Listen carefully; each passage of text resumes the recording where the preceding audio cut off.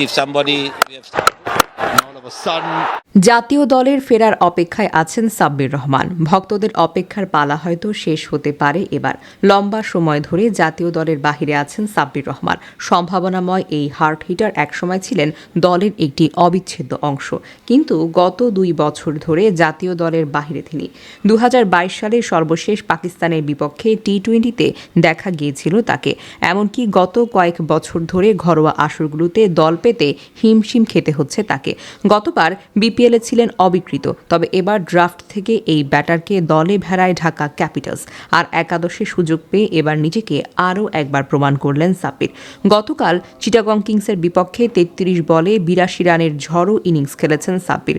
দলকে জেতাতে না পারলেও এমন ইনিংসে খুশি তিনি নিজে, পেয়েছেন হারানো আত্মবিশ্বাস। ম্যাচ শেষে সংবাদ সম্মেলনে নিজেই জানালেন এমনটা।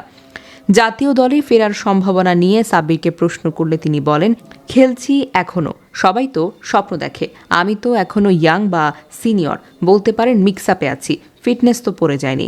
2 থেকে 1টা ইনিংসে ভালো করলে নির্বাচকরা সুযোগ করে দিবে, হয়তো কামব্যাক করব। আমি আমার মতো প্র্যাকটিস করি, মিরপুরে হয়তো করি না, সেই জন্য দেখেন না। রাজশাহীতে আমি নিজের মতোই খরচে করি। আমার প্রসেসটা ঠিক রাখতে হবে, রেগুলার প্র্যাকটিস করি, চেষ্টা করছি আবার কামব্যাক করার জন্য। বিপিএলে সুযোগ পেয়েছি আলহামদুলিল্লাহ, চেষ্টা করব ভালো মতো খেলার জন্য, যোগ করেন তিনি।